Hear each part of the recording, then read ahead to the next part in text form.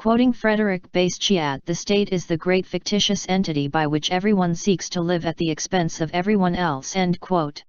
Social Security is a paternalistic program made law by FDR and other progressives in 1935.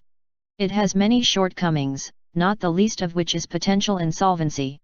This intergenerational wealth transfer program has been likened to a pyramid scheme and presumes people are incapable of providing for their retirement without a coercive employment tax.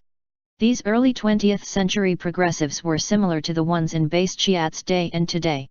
They generally believe ordinary human beings are incapable of managing their own lives and must be protected by people of superior intelligence and wisdom, politicians.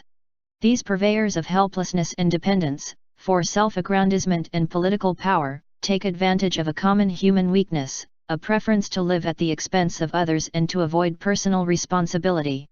Hence, they autocratically establish costly, often counterproductive, institutions of welfare, education, and whatever they perceive as essential for the feeble, clamoring masses.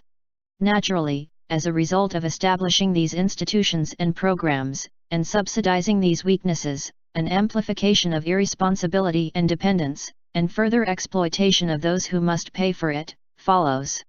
The results are apparent in the burgeoning number of jobless, homeless, and drug-addled.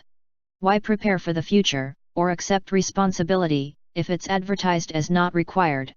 How many of these castaways and or mentally disturbed were initially injured by compulsory state education, disabled by public assistance, broken by the drug war or maimed by state warfare?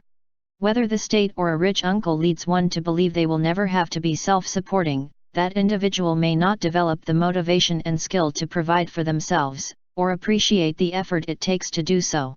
If for any reason this false promise of leisure fails, that individual may be lost. Can society alone address social problems? Of course, if its concern is genuine and goes beyond a raid on someone else's property to pay for it. Government, as an uninvited interloper, dramatically increases the cost of things society should do for itself.